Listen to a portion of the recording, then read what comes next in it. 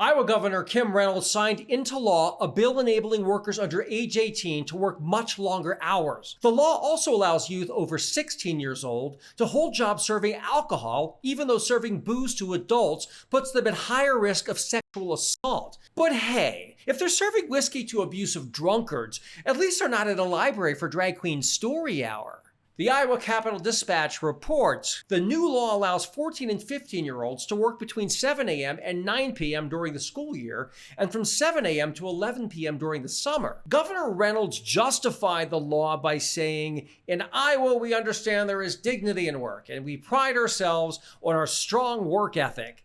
Instilling those values in the next generation and providing opportunities for young adults to earn and save to build a better life should be available." Let's get real. The best way for young people to build a better life is through education.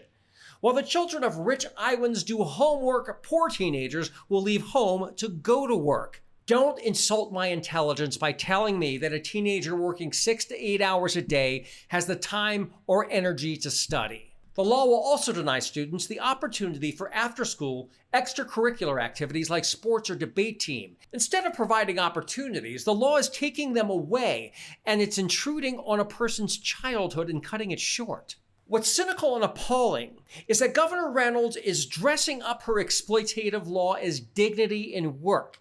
Every oppressive political system in history has propagandized labor. The entrance to Auschwitz, the concentration camp, literally reads, "Work sets you free." The communist Soviet Union loved to extol the virtues of work. In Chapter 7 of George Orwell's classic Animal Farm, the pig squealer, who is compared to the Soviet newspaper Pravda, talks about the joy of service and the dignity of labor. Sound familiar? This is not a direct comparison of Reynolds to Nazis or communists. I'm just pointing out that when politicians use phrases like dignity in work to exploit people, it's best to explore their real motives. For example, xenophobic Republicans are obsessed with keeping immigrants out of America. Yet these hardworking newcomers labored in the fields and at meatpacking plants in states like Iowa.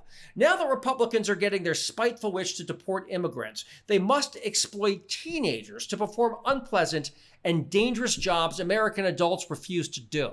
Corporations also love child labor because they can pay inferior wages. The shortage of immigrant labor is exacerbated by demographic challenges.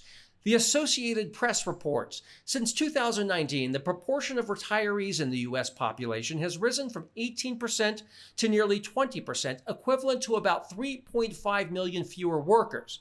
And the trend seems sure to accelerate. The percentage of workers who are 55 or older is nearly 24%, up from only about 15% 2 decades ago.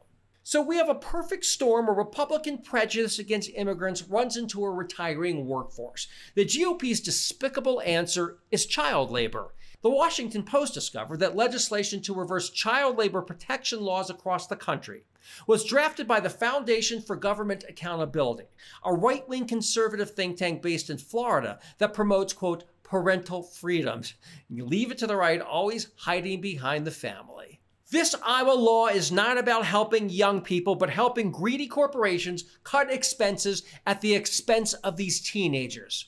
Republicans are creating an underclass of youth who are going to be trapped in a cycle of poor education and permanent poverty. When Republicans talk about family values, look out. They're really calculating how much financial value your children have for their corporations.